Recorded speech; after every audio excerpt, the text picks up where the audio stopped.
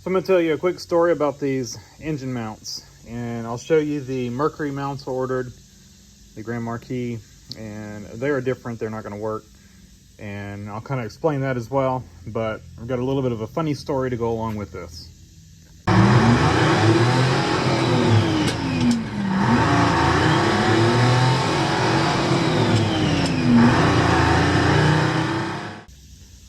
So as you can see, this is a Mercury mount, and when I ordered these, what I was thinking was that maybe they lined up somewhere. You know, you can see that spacing is not the same. I was thinking maybe they, and of course they sit lower. My thought was that maybe they just sat higher up in the engine bay, and we could just re-drill the holes for the mounts. Since ordering them, I found an actual diagram of the Mercury, and it looks like it has an additional bracket that bolts the cross member that motor mount bolts to, and we don't have that, so we're not going to be able to use those Mercury mounts. And I have looked everywhere. The only place I can find these, I can find them at Lincoln Land, so if you need them. It looks like they do have them, but I think for the pair it was going to be well over $200, and you know, to be honest, at that price, we're just going to run these, and if we have to spend that money, we can. But I am going to keep an eye out. Maybe I'll stumble across some of these. I've taken some pictures of them, and you know, if I run across a set, I'll buy them. But I did, the funny part of this story, or I find it funny, is went ahead and posted on a Lincoln forum, a vintage Lincoln forum for this era Lincoln, just asking, you know, has anybody found a source for these? Thinking, you know, maybe somebody's got a part number or something, or you know, maybe somebody's got a good used set. I guess technically I was hesitant to go with a used set though, because you know, I've got a used set here. But I got about 6 replies, you know, asked, and all of them were verbiage like, check out, you know, and it would tag a company. They'll have what you need. Or, you know, I bought mine from, you know, and they would tag every single one of them, and they all seemed fishy. You know, the way they were written seemed like, well, that's a little weird. You know, like, it just seemed off. But I'm like, you know, what's the worst that's gonna happen? You know, I'm not gonna send anybody money. And so I reached out to, I'm pretty sure it was like 6 people / company. It was about half and half. You know, like 3 companies and 3 individuals. Reached out to all 6. Of course, they're all present on Facebook, and you can message them on Facebook. And all of them immediately would say, got what you need. Send me your, yeah, I've got those. You know, send me your address so I can get you the price plus shipping. Every single one of them. And without even looking, some of them asked for a picture of mine. But then then they would send me, they would say, yeah, I got those. And I'm like, well, can you send me a picture of those? And they'd send me some generic picture that was not those mounts, or none of them sent me a picture of those mounts. And my thought was, you know, if I reach out to these guys, they're most likely scammers. But if they can find these mounts somewhere, you know, they're Googling pictures trying to find these. If they can find them, maybe I can do a Google image search of whatever image they send me and find where they found that and purchase them from an actual legitimate place. That was my thought. And it kind of satisfied me knowing that I'm not going to send these guys money. They're obviously scammers, but I've got like 5 or 6 of these guys that were actively looking.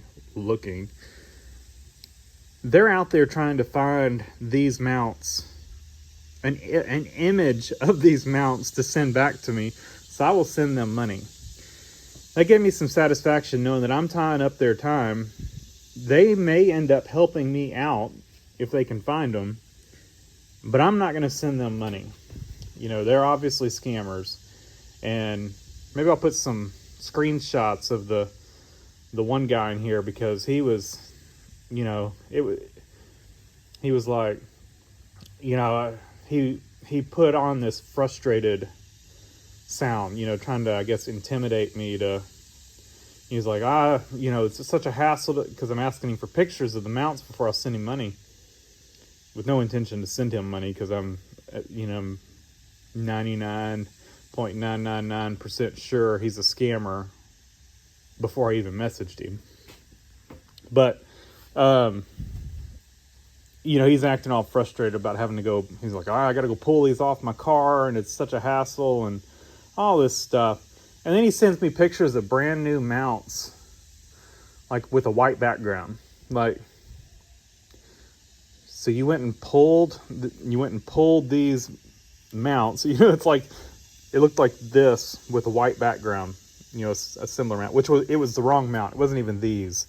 It was obviously some Google image search he found that was something similar, but it wasn't the Grand Marquis mounts. It wasn't the Lincoln mounts. I don't know what they were.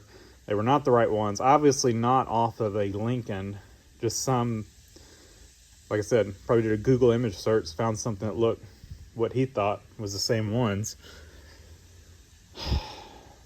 And, you know, he's all telling me he had to go pull them off his car, and they're brand new mounts. And that guy just kept on. Like, all of them, you know, when they would send me a picture, I'd say that's not them. They all gave up. But this one guy, he was persistent, and his persistence didn't pay off. He did not find any remotely similar. So my plan of hoping they would find these mounts did not pay off, but you know, find an image of these mounts. I can only find, Lincoln Land has an image of one of them. They don't have the image, I forget which side. They've got an image of one side, then no image available on the other side. And for whatever reason, they only list one side when you look at the year models. But if you actually pull up the part numbers for each side, then you can find both of them from them. And like I said, I think one of them's about $130 something, maybe, and the other one's like 75, or I can't remember. They may have been at both $100, but it was over $100, I know, for the pair. Which, you know, if you can't get them, it's not that bad of a price, but I'm just not going to spend that kind of money unless I have to. So all that to say, we're going to go back with the original mounts. I'm stuck with these marquee mounts. I'm not going to pay to ship them back. By the time I do that, you know, I might as well just keep them, with the intent that maybe if I find a Grand Marquis, I feel like the cross member is the same between the two, because the chassis should be the same. The only difference being the Grand Marquis having those mounts. So if I can ever find somebody parting out a Grand Marquis, I may buy the mounts, because these engine mounts are readily available. So if I can find that mount that bolts to the cross member, then these mounts should bolt right up, because these are 460 mounts. They will bolt to the block. Of course, I grabbed the wrong side. No, I didn't. I grabbed the right one. So you can see they will bolt to the block. They just need that adapter bracket that bolts to the cross member. So that's the plan. I'll put these on the shelf, and it seems to be easier to find the Grand Marquis than it is to find the Lincolns for whatever reason, at least when I'm looking for people parting these out. I seem to run across the Grand Marquis fairly often. So next time I see one getting parted out, I'll see if somebody can send me those adapter brackets, because that would definitely be helpful. So, and if you've got a set of these mounts or the adapter brackets and you are not a scammer, let me know. So I'm going to go through, I'm going to bolt these up. I'm going to bolt them up. Then I'm going to do the exhaust manifolds. And that's probably all I'm going to do today. I don't have a whole lot of time. And the next step really is get this thing off the engine stand. Get that, you know, adapter plate on there, get the flex plate on, bolt up the transmission. So pretty much all of that would be engine off the stand. And I'm about to be out of town for a week, so I'd rather just leave this thing on the stand for that week, and then when I've got, you know, like a full day that I can devote to this thing, I'll do all that, and maybe I can do it all in one day. You know, get this thing off stand, get out engine, all that, or engine and transmission mated, get them dropped in the car, and you know, I don't have this thing sitting, you know, on a tire or something, waiting for me to put it in the car. That's kind of my thought. I did put some new wheels on my engine hoist, so got that done. And I did also, I cut the handle off of my engine leveler and replaced it with a nut. And so now I can get on it probably with a drill and a socket or a little impact, and I don't have that handle in the way, or I can get on it with the, you know, a ratchet wrench or something, or ratchet, whatever, and, you know, get this thing moved, leveled like I would need to without that handle being in the way. So, and I'll flip it backwards. Before, on some vehicles, if you flipped it backwards, that handle was kind of really close to the windshield, and so I started flipping it forwards. But did I have it forwards or backwards? I don't remember how I pulled it on this one. I think I had it backwards, maybe. Yeah, I think I did have it backwards on this one, but on some vehicles, you can't get it with it flipped backwards. So, anyway, let me get this thing together, and I'll bring y'all back. Again, if you know of anything on these mounts, let me know. Either these mounts or the adapter bracket for these mounts. To be honest, long term, I probably would, unless somebody starts making these mounts, I'd kind of maybe think about trying to switch over to the Mercury style mounts. As long as everything is positioned in the engine bay the same, you know, that might seem like that would be the long term better thing to do. I don't know. Let me know what you think.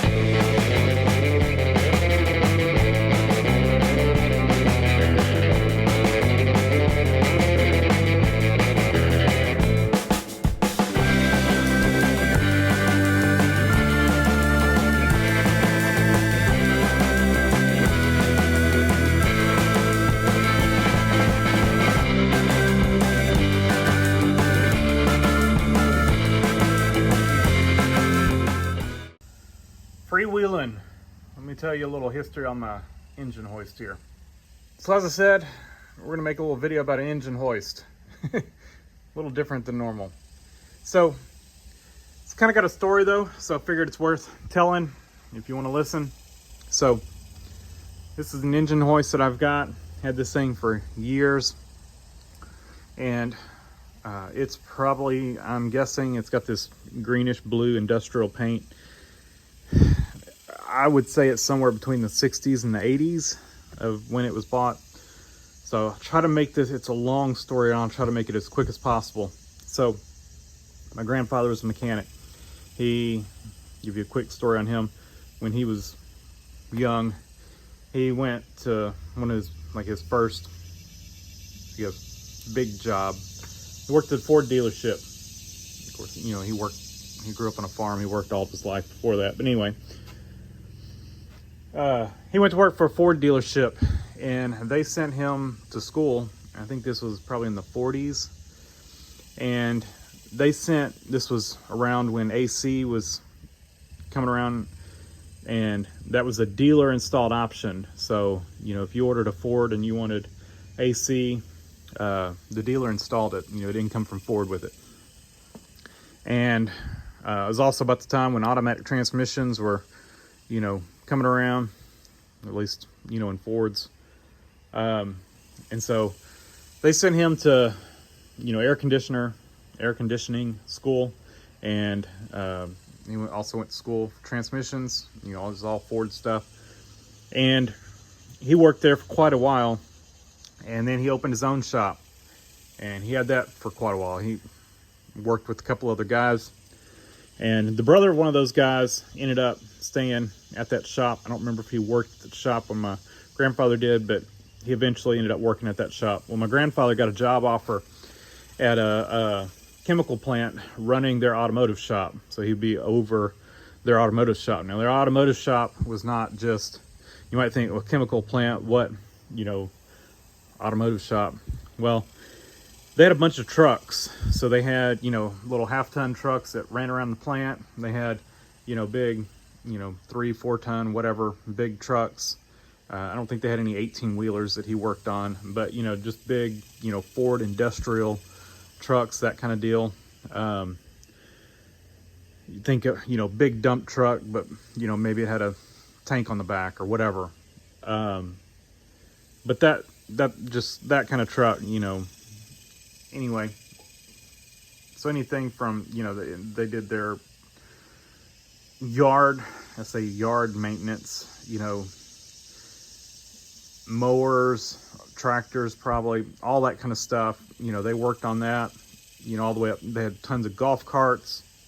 You know, he told me a story about how they had all these golf carts, and they ended up switching from electric carts to gas carts, because he realized, you know, he could buy a whole engine for a golf cart for about the same price as a set of batteries. So, you know, it just wasn't economical, you know, when you were replacing batteries every few years, and, you know, the engines were lasting so much longer. So they switched from electric carts to gas carts. They also had a train, so he'd work on the train, or, you know, he was over the guys that worked on the train. But I've even got a valve that he brought home from one of the trains. It's massive. So just think anything from weed eaters to trains and everything in between is what they worked on. But anyway, so he did that for years and years and years. While he did that, he still worked on stuff out of his garage. And then eventually he built this shop. But worked on friends and families' cars, and he was part of the automotive team for the church, and they had 2 church vans, so we worked on church vans. I mean, anything and everything, friends, family, you know, he was working on it spare time, and then when he retired, you know, all the time. And so from about when I was 5, my parents bought the property next to my grandparents, built a house. So from about 5 and up, I lived next door to my grandfather, and we worked on everything. I followed him around everywhere. And the parts store was very close. The automotive parts store was very close to the old shop he used to work at. You know, the one that he, you know, worked for himself. It was just him and a couple guys. You know, they kind of went in together on it. And so Freddie was the younger brother of one of the guys my grandfather worked with in that building. And this was the shop, again, this is the shop that my grandfather worked at with a couple other guys, you know, started their own shop. after the Ford dealership.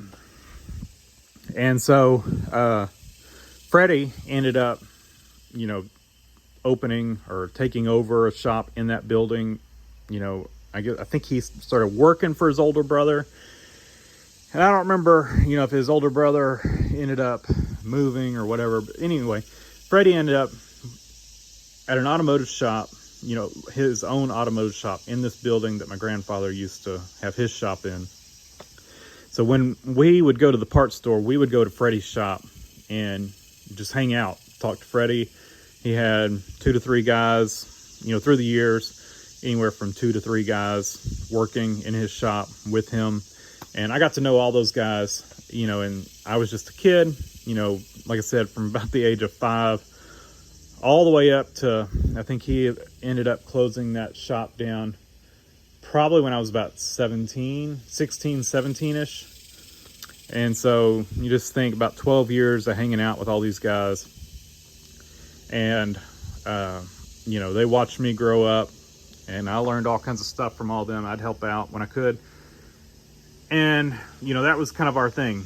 So, especially during the summer, you know, we'd probably be down there a couple hours a week and really got to know those guys. But anyway, when we needed an engine hoist, we would go to Freddie and borrow this hoist. He had it at his shop, and we'd load it up in the back of my grandfather's truck, bring it back here, you know, swap an engine out, whatever we were working on, take it back. We did that a lot. I say a lot. We probably borrowed it, you know, maybe 10 times or whatever. Well, Freddie ended up semi-retiring. The guy that owned the building that Freddie rented it from, he had rented that building for probably 40 years. And that guy jacked up the rent. And so when he jacked up the rent, Freddie then tried to buy the building. I think he went, you know, through a third party so the guy wouldn't know it was him trying to buy it, you know, and the guy wouldn't sell it because I'm sure he was assuming I'm going to make all this money from Freddie because Freddie's not going to move. He's been here 40 years. And so Freddie said, you know what? I'm not going to pay that. I'm going to retire. And so he retired, semi-retired, I say, because he ended up moving to just himself. You know, he, at that time, he just had one guy, I think, working with him. And that guy, he made sure he was covered. That guy had worked with Freddie for who knows how long. And Freddie had a younger brother, and he got him a job working for his younger brother. So he made sure that guy was taken care of. And so Freddie semi-retired, moved into a really small shop, and he just worked on, he kept his best customers, you know, just the people he really liked.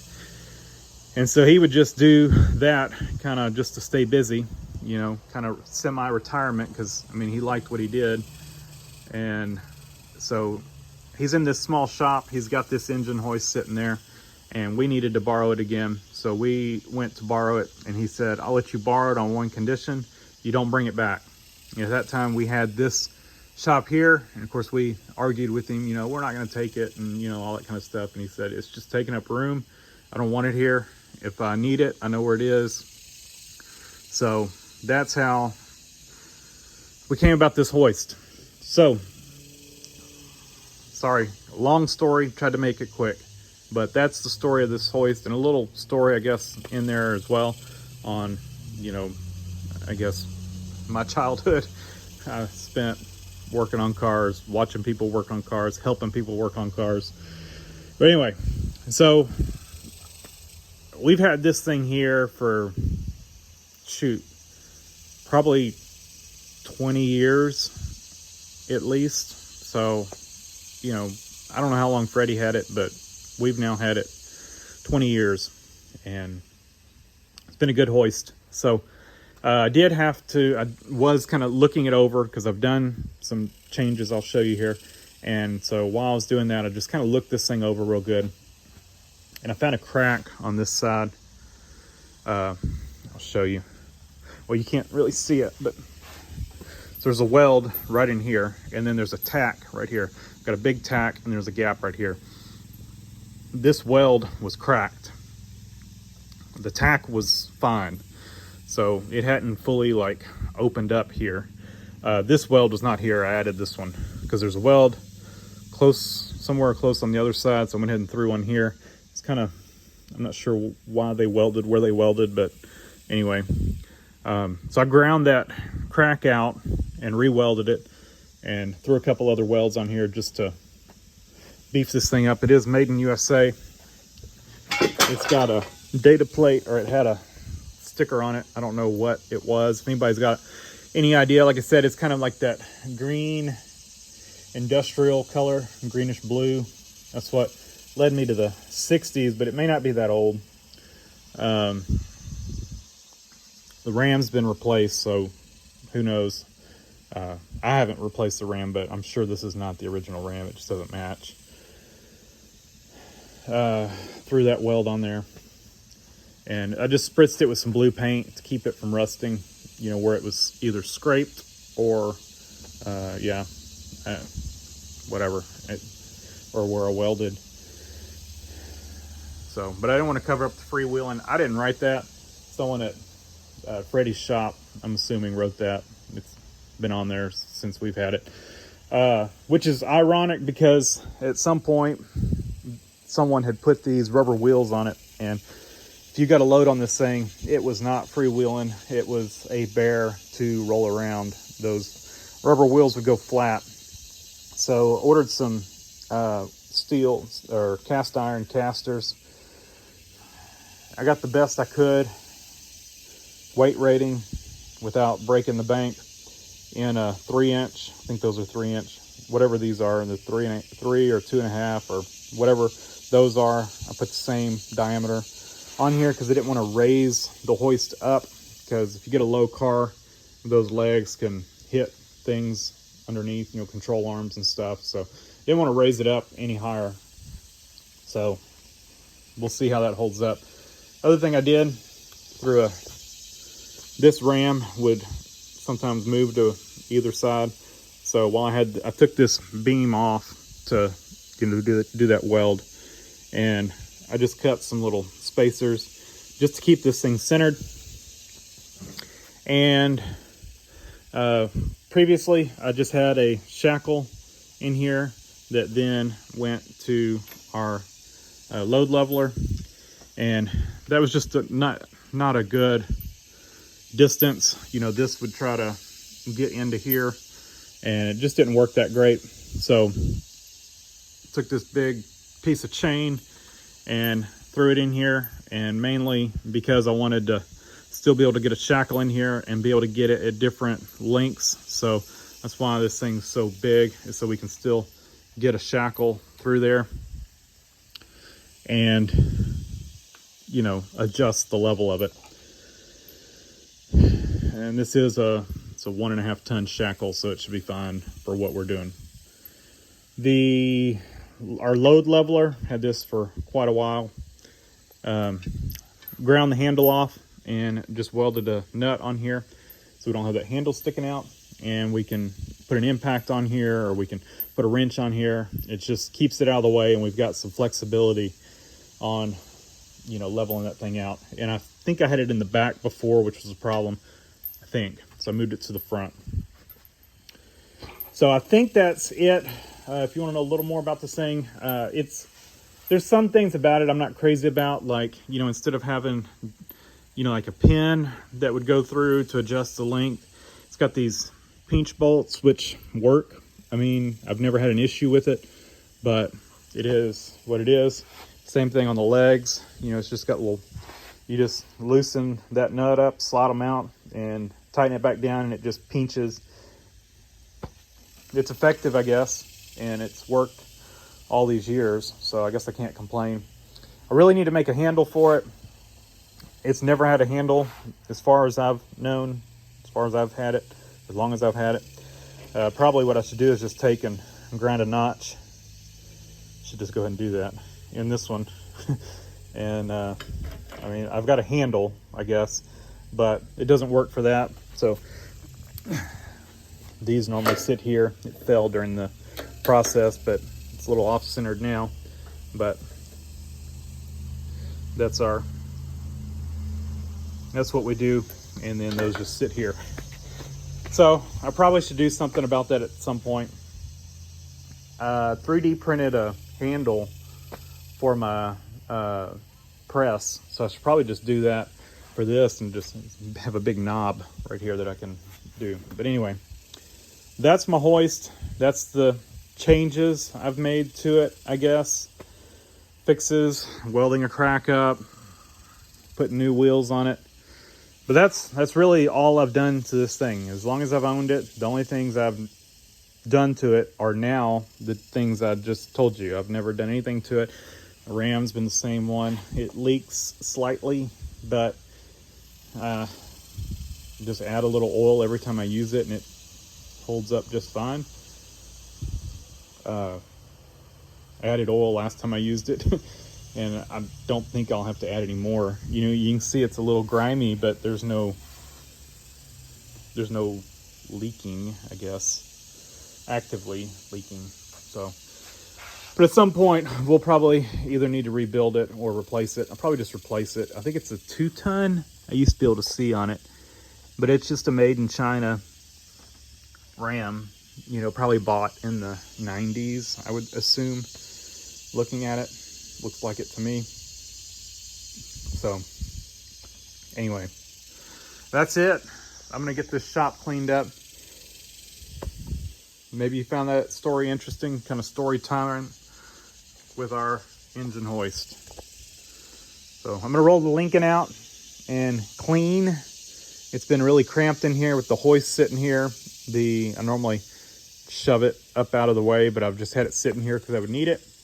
And the engine and the Lincoln, and it's just cramped, and I need to roll it out and clean. So rolling the Lincoln out, cleaning the shop, getting ready to hoist the engine up off the stand, marry it back to transmission, and drop it in the Lincoln. So thanks for watching. Leave a comment down below, hit the like button, and subscribe for more.